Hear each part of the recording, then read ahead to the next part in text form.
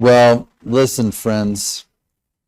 I don't know how many of you were at All Souls a few weeks ago when my friend Yemi Mabalade spoke, but I was preaching, and the sermon was a word of hope, a word of hope.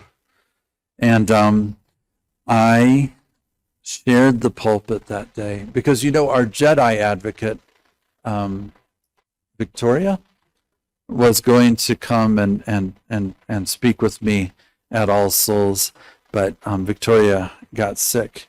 And so I called Jeff Scholes and I called Yemi, and we had a grand old time.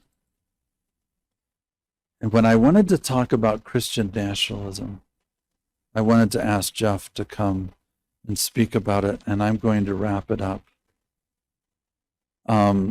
Jeff is the chair of the Department of Philosophy at the University of Colorado, Colorado Springs.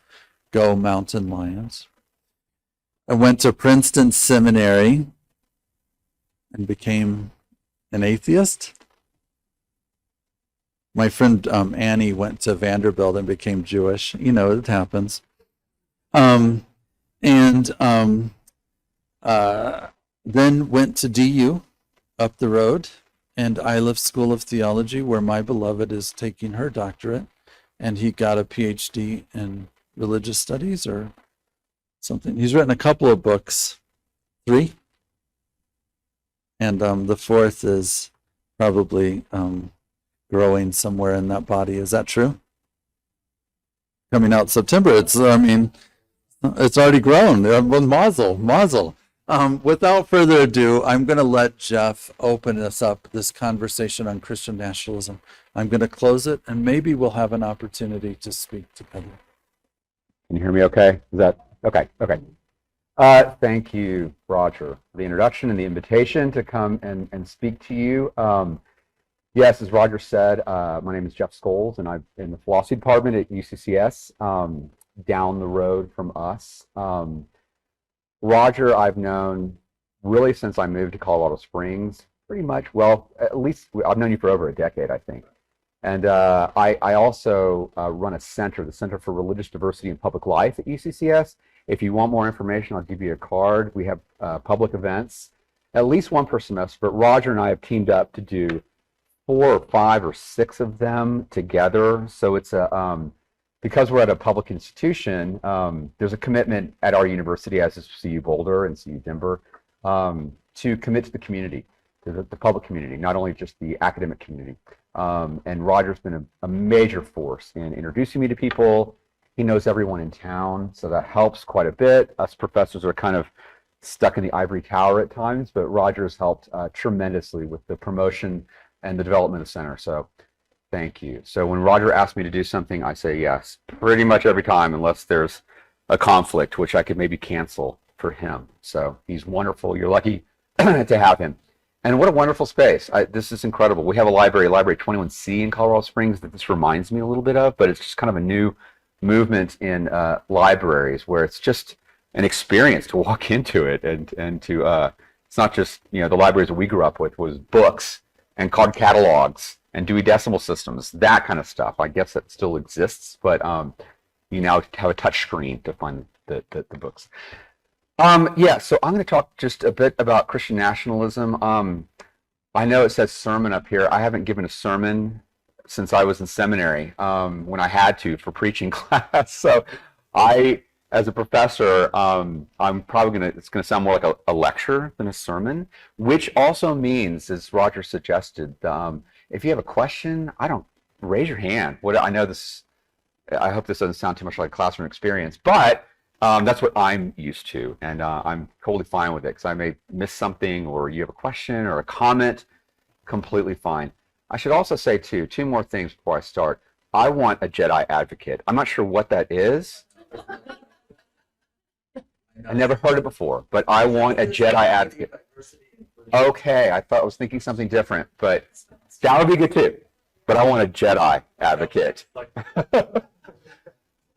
And 2, on your wonderful comment about the mass murder of the Sikh, 7 members of the Sikh community 10 years ago, another part of it, which I'm sure you know, is this mass murderer believed they were Muslims.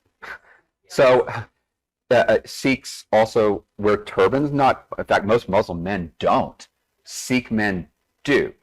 There's specific rules about hair and anyway in a turban. So he was not only evil but dumb, really, really ignorant, which is tragic. But it just bears mentioning as well.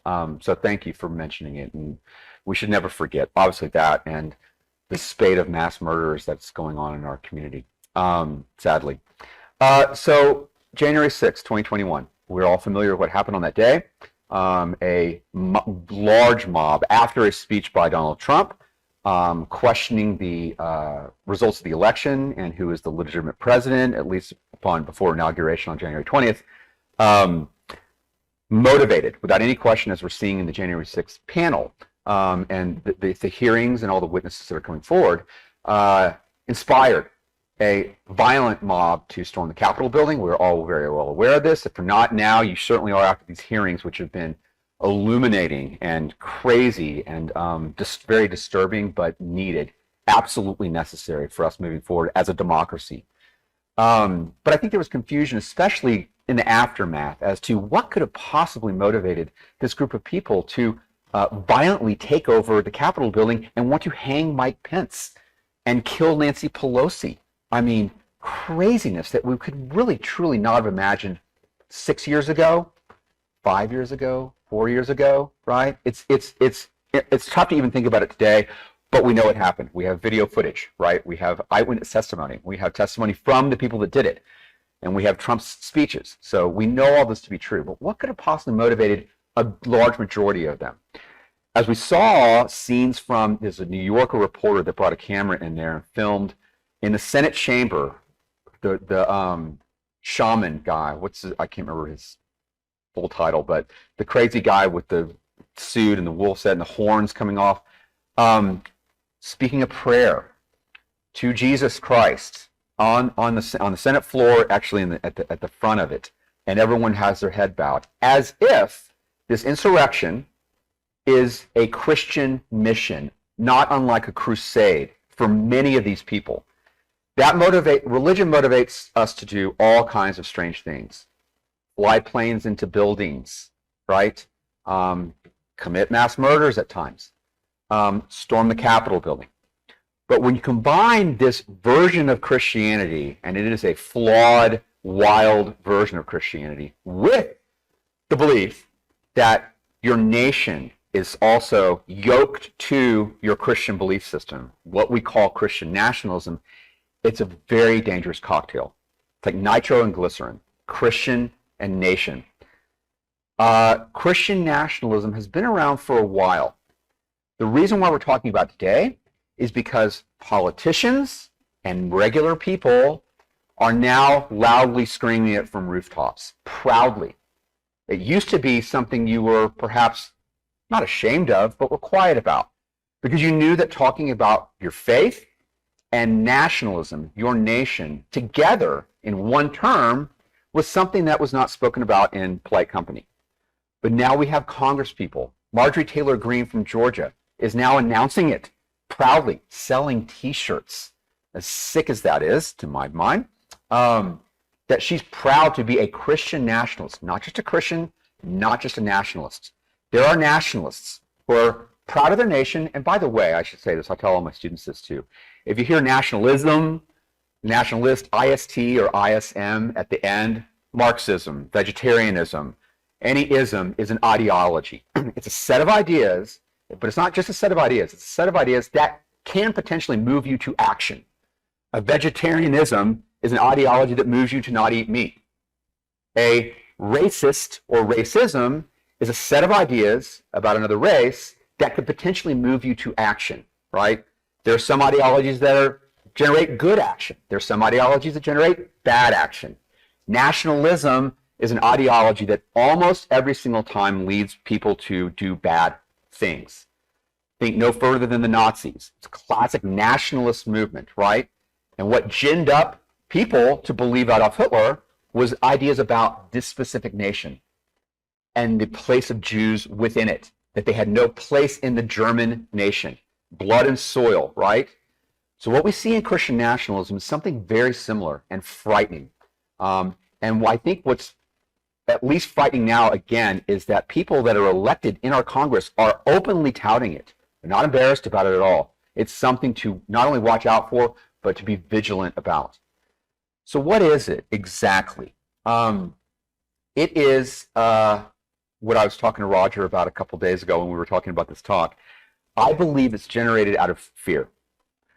Fear, the most powerful emotion. Fear can get us to do all kinds of things, good and bad. Protect yourself, but also harm others. And the fear that is embedded within Christian nationalism is fear of the other. There have been wonderful things spoken about love and lacking fear in the hymn we sang. That's what Christianity is really about, I would argue, right? If you look at Jesus, not only was there not fear of the other, there was an embrace of the other. The prostitute, the speaking of the Good Samaritan, who were the enemies of the Jewish people at the time, right? The tax collector. Not fearing, embracing. It was others that were stoning people that they didn't agree with. And Jesus says, those without sin cast the first stone. Lack of fear of the other. So who is the other to these Christian nationalists? First of all, as was said before, white nationalism, I think that's a very fair adjective that you could attach to Christian nationalism almost every single time. So there's a fear of people of color at the border. What happens is, within Christian nationalism, and frankly, many members of the Republican Party, there's a ginned up fear of chaos. Talk about chaos. You talk about chaos at the border. Is it? Not as bad as they say. That's certainly true. The war on drugs in the 1980s. You gin up this idea that there's chaos, in particular in the inner city, amongst African Americans, regards crack cocaine. What do? You impose order on it. So law and order. When you hear that term, that's also embedded within Christian nationalism. There was perceived chaos during the election of 2020. What do? If you can't change it legally, you storm the Capitol building and try to kill people, right? So it's perceived chaos, and the chaos is usually around people of color and women. Look at the overturning of Roe v. Wade. I'm sorry, I'm getting very political here, but the overturning of Roe v. Wade. Women have always been sites of chaos for white men. Always been. African Americans, always sites of chaos. So what do white men do? What do white men do? You impose order and law. You even create laws. I think I write on religion and sport. There's the great heavyweight champion in the early 20th century, Jack Johnson, who had the temerity, African American, to date a white woman. So in Illinois, they created a law that if you brought, a black man brought a white woman across state lines, you were thrown in jail. They created a law to stop him. So he drove her across state lines, as of course he should have been able to do. They threw him in jail, right? I also write about Muhammad Ali, who I think is the greatest athlete on the planet ever, period, for everything he did. But when he refused to fight Vietnam, you suspend him. You take his his belt away, right? So there's a way in which the white, powerful community has clamped down on perceived areas of chaos. And I say perceived because it's not really, right? But this is what they do. When Ronald Reagan talked about the war on drugs, when Jeff Sessions, the former attorney general, quoted actually the Bible to talk about chaos at the border, which then justified the separating of families at the border, right? Or law and order. We're a nation of law and order. Tell that to the Christian nationalists and insurrectionists who are now getting thrown in jail, thank goodness, right? For their lawlessness. They're about law and order. They broke countless laws on that day. So with Christian nationalism, I want to say it's an idea that's been around for a long time. Whether it's the guy who shot up the Sikh temple, I think about Joseph Smith, the founder of Mormonism.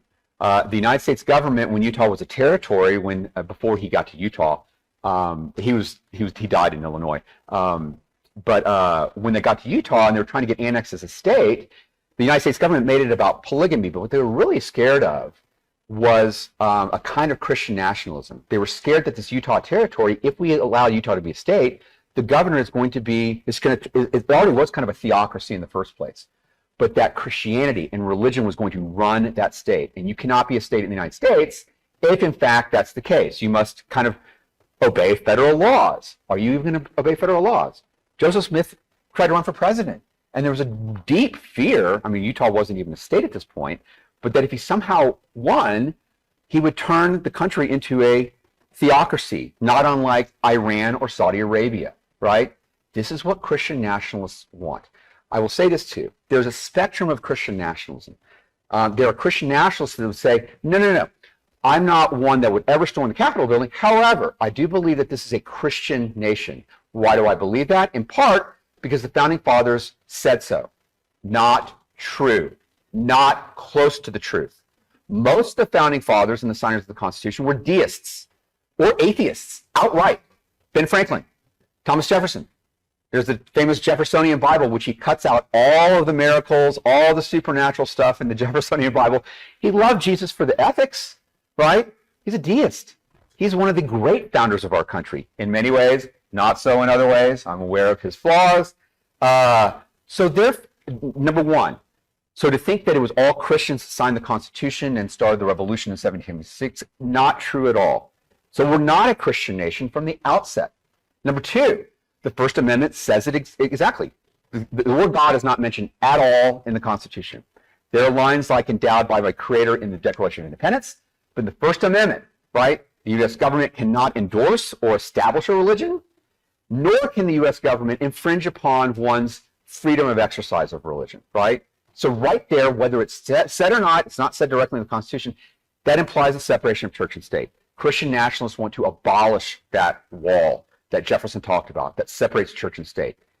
They want the Christian religion, whatever their version is, and usually it's kind of a right-leaning evangelicalism, almost always, to control laws, to control institutions, and therefore to control people.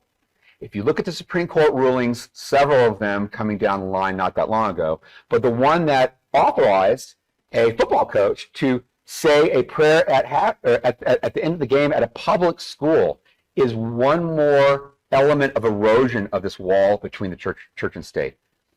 I mean, it's amazing that we're in 2022 and we're talking about this, but we are. We must be very vigilant about it when you see it, right? So now you have the Supreme Court that's in a sense kind of authorizing and endorsing a version of this Christian nationalism.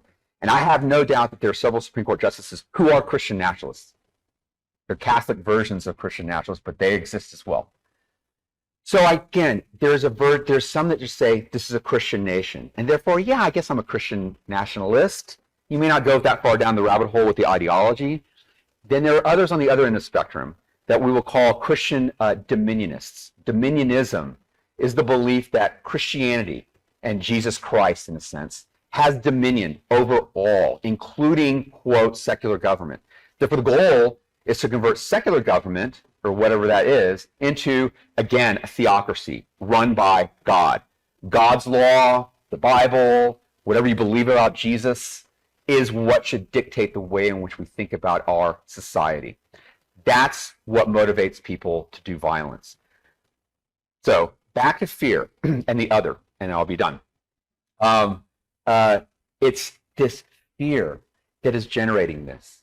And the fear is raised up and amplified by what's believed to be the liberal media, the liberal academia, right? I read somewhere where one of the Christian nationalists, it was at a rally, and someone was interviewing one of them, and they asked him, why do you believe this? He said, I just want to stick it to the liberals. In other words, it's an us against them proposition. If they didn't have anything wrong to think or say about quote-unquote liberals, this wouldn't exist. But they're out to stick it to liberals, period, which is the other. Again, another group of the other. And Christian nationalism, if it riles, quote, liberals, they will continue to do it. It doesn't rile me as much as it does as an ideology. It scares me as what the effects of this can be. What these people are motivated to do, right? When you combine religion, your faith, a warped version of the faith, and belief that the nation is divinely cloaked in this kind of sacred aura, you're capable of anything, And I think with the midterm elections coming up in November, and especially with the election in 2024, it's frightening. And I'd say vigilance, not only vigilance, but action at times as well, to Call it out when you see it. Question it on its Christian grounds. Question it on its patriotic grounds. It's neither religious or patriotic. Christian nationalism. It's neither one. Thank you.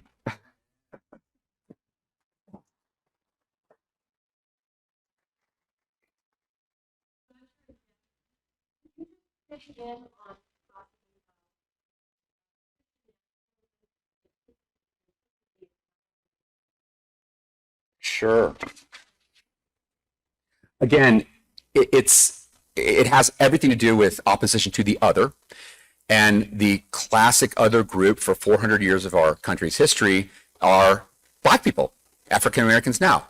As a result, again, I would view it as areas of perceived chaos, which the quote unquote inner city has been one of these areas for centuries now. So therefore, your Christian nationalism, if it is about, hurting or controlling the other, African Americans is that classic group that is where perceived chaos is. And so your Christian nationalism is used to justify forms of racism. Even what seems like subtle. The war on drugs was a racist policy. No question about it, right? But it was called the war on drugs. When you hear law and order, be very wary. It's talking mostly about women and people of color almost every single time. So racism is embedded within Christian nationalism. No, hence the term white Christian nationalism. Sure.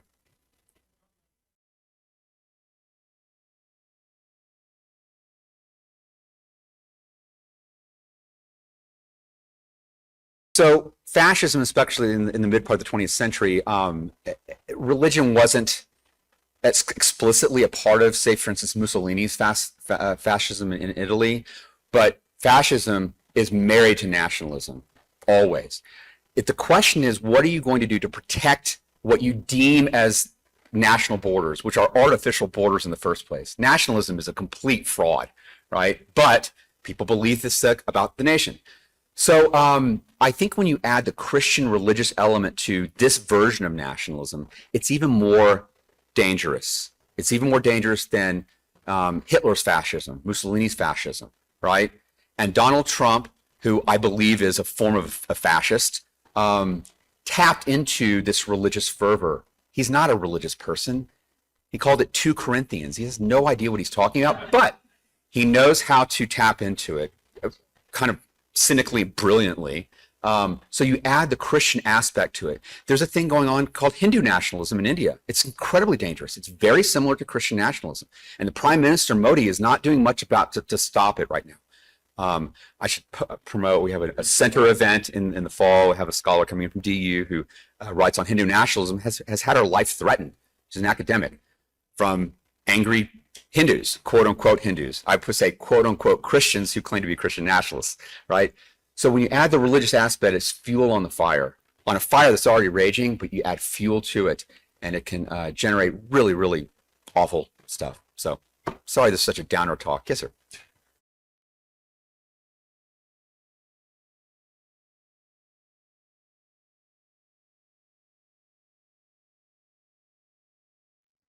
Yes, that's a fantastic question. Absolutely. Nationalism, to my mind, is much more of a firm, wrong belief about the authority and power of the nation itself. In other words, nationalism can invite you to act in certain ways, in whatever way, to protect what you conceive of as the nation. And that is conceived usually in white male terms. Patriotism is loving your country, but it also allows for having problems with your country. As James Baldwin talked about so profoundly, right? Patriotism is what gives him the right to criticize the country when it needs to be criticized, right? And we're lucky to live in, for the time being, in a democracy where that is permitted. If you live in Russia, that's not. So we're lucky to still be able to do that. So patriotism, it's almost like, I think in the United States, if you're a true patriot, you love this country because you're able to criticize it. Nationalists, not so much, right? There could be no criticism of it. It's a much more pernicious, potentially deadly ideology than patriotism is. Patriotism can encourage you to fight for your country. It can encourage you to burn a flag, right? Both. because you love this country, you're going to make this grand political statement of burning a flag. I don't think that's happened in a long time, or something along those lines, right? Protesting. Granted, I mean, the insurrectionists on January 6th believe that they are patriots. I don't think they are, but they were exercising a form of free speech, right, in the storming of the Capitol building. I think there are much better ways to act out in free speech, but nevertheless. So if that makes sense, that difference. Okay. But to white nationalists right now, they are very critical of the government, you know. They are. So it depends on what the government is. That's true. So, right. And I think a part of patriotism also needs rational thought, needs critical, rational thought. So I talked about when I introduced Yemi at Rogers' other church about a month ago, I talked about authenticity and, authenticity possibly as this kind of avenue to getting over some of these political divides that we see in our country. If you're just authentic to yourself and someone else is, you can have a dialogue. But it also demands rational, critical thinking. So I guarantee you most of those insurrectionists thought they were being authentic to themselves. What they lacked was rational, critical thinking. They believed Tucker Carlson. They believed Roger Stone. They believed Steve Bannon. They believed Donald Trump, who was speaking lies. And they didn't think critically to think, is this true? Did Joe Biden really not win the election? Not, when all the evidence and 60 court cases proved that to be wrong, that Donald Trump was the correct president, right? So you can think you're authentic to yourself, but you can't critically think about the truth out there, then not really authentic to yourself. And therefore, a conversation with an insurrectionist is going to go nowhere. It's not going to bridge the political divide, likely. And I'm sure you all have family members and friends. Perhaps you've lost over this. It's really awful. It's just the worst time in my life, in our kind of country's political history. And I'm hopeful. I'm very hopeful. But we're in a dark period right now. So anyway, keep the fight up. Yeah. Sure.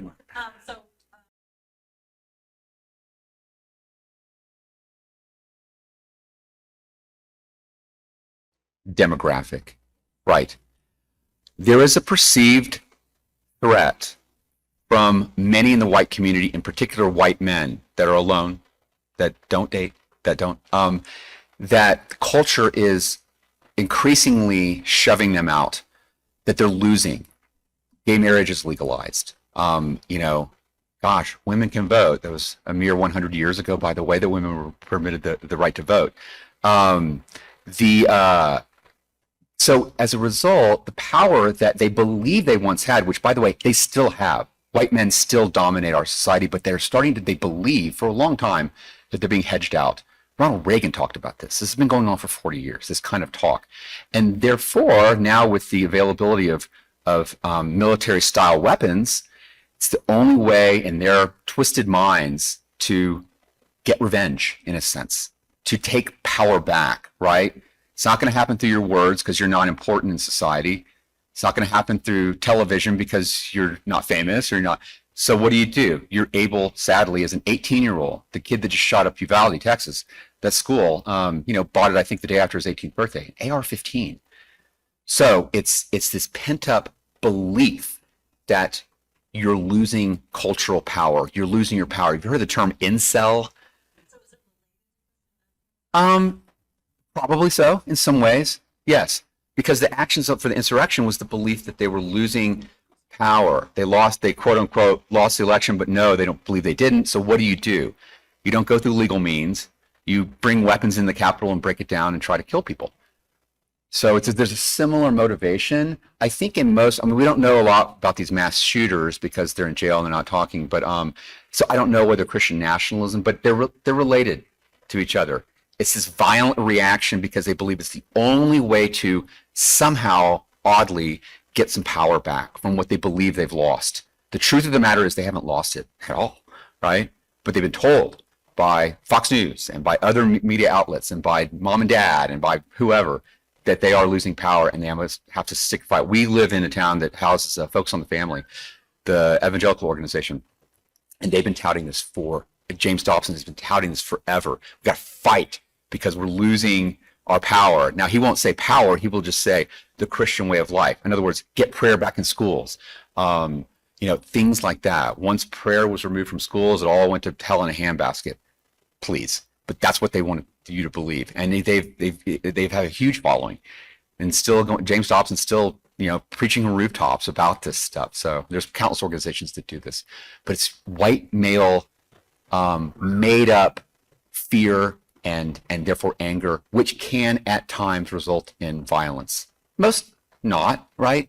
Most, even Christian nationalists, would never dream of storming the Capitol. However, enough did, ginned up by, again, the at the time current president, who was all but telling them to go and wanted to go himself, right? Tried to grab the limo wheel and strangle one of the Secret Service guys. So anyway, yeah, there's a lot there, but I've probably talked for too long. Thank you, Jeff You're Scholes. welcome, Roger. Thank you, brother. Oh, thank you. See why I like to hang out with Jeff Scholes? I'm going to get chaplainy on you.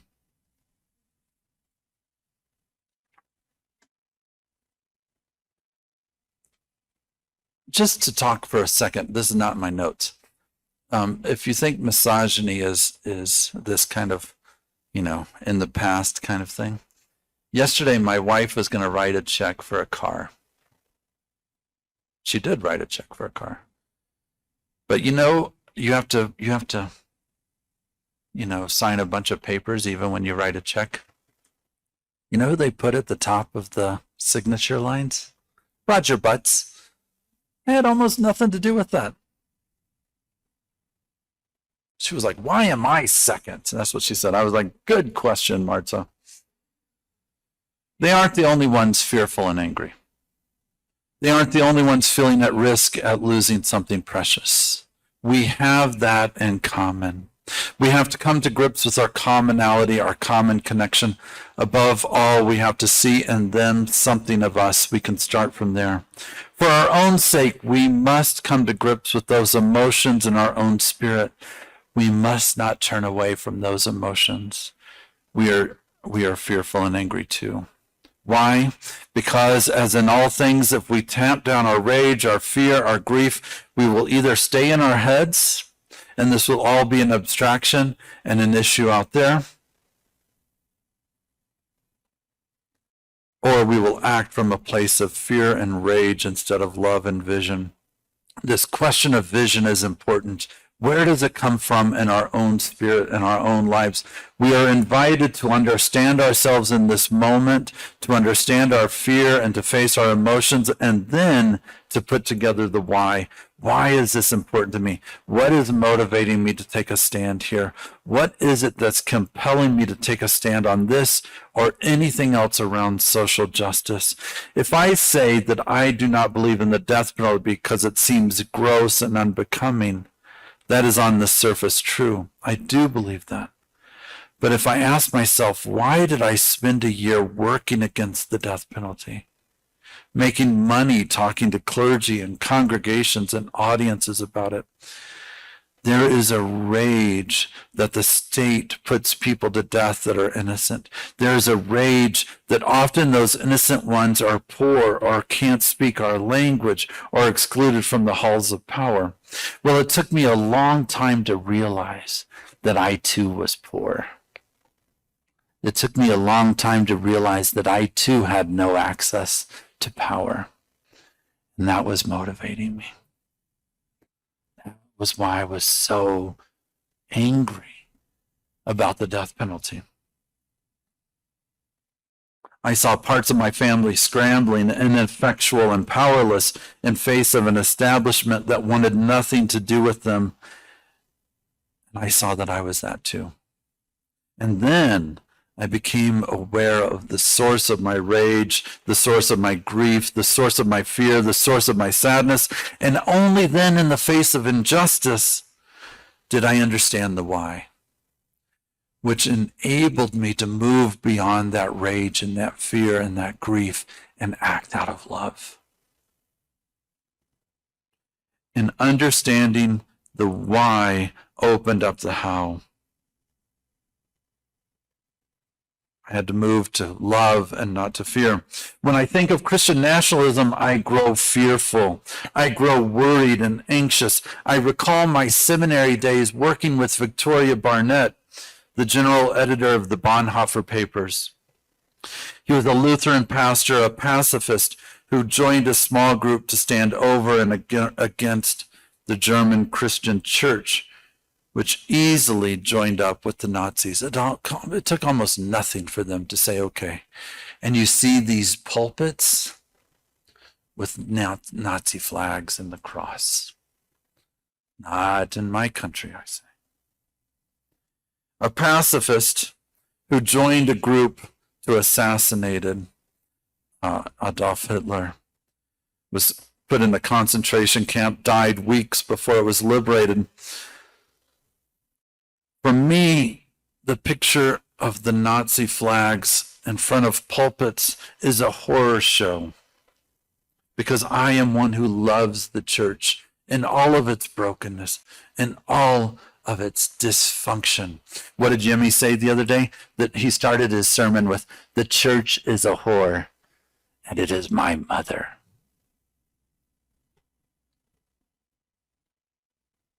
And I cannot stand silent if I see Christian nationalism being embraced, and I will not idly stand by as folks openly long for theocracy. And this is crucial.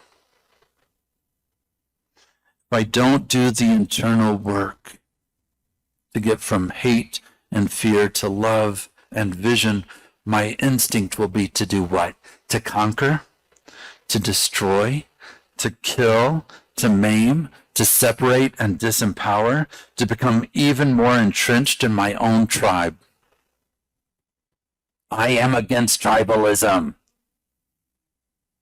James Baldwin, in all of his writings, reminds us that issues are bloody. When we are non-reflective and reactive, bad things happen. These are my thoughts. My desire as a pastor and a political activist to get people to act from love instead of rage or fear. I say that we will not give in to despair or cynicism, which leads to complacency and disengagement. As George Parker, the Atlantic writer, says, our idea of activism has come down to the act of protest and nothing else. Protest is an indispensable civic tool for dramatizing a cause, heightening social tensions, and claiming the attention of those in power. But beginning with the Tea Party, we've had a decade of continuous protest in both red and blue America. Proof of a breakdown in institutional politics. We need a new form of activism. We need an activism of cohesion. When it gets hard, do not walk away. When it gets hard, do not walk away. We need an activism that doesn't separate Americans into like-minded factions, but brings Americans together across tribal lines. To acquire the art of self-governments, we have to be together. Right now, in the age of toxic polarization and digital information monopoly, everything conspires to defeat the art of self-government. We voted Trump out of power. I am convinced that most of the United States saw how close we came to the cliff of tyranny and said, we want democracy. We came that close to letting a kind of institutional racism take hold of the U.S., and most of us claimed ourselves for democracy. From that, we can build.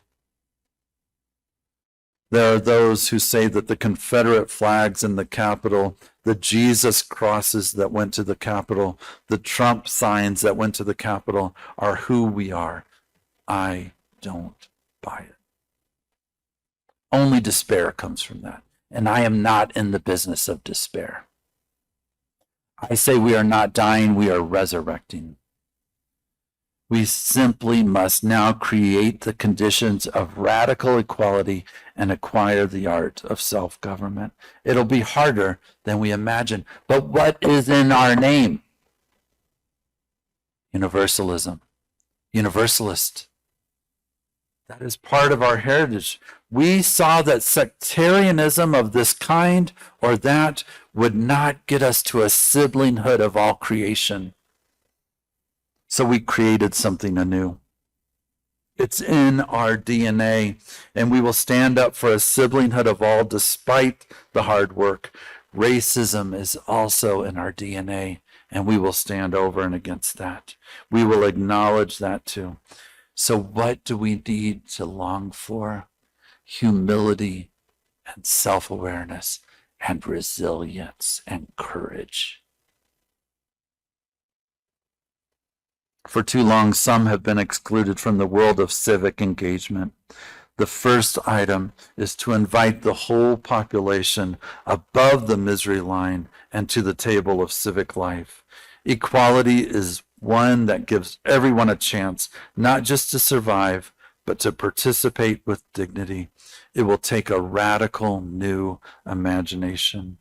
We will stand over and against Christian nationalism, not with fear and loathing, not with a desire to win at all costs. We will hear the words of Baldwin to avoid the bloodiness of it.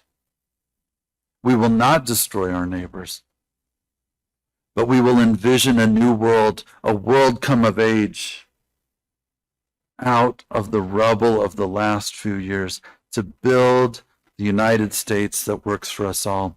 Universalists call people to the table over and over again.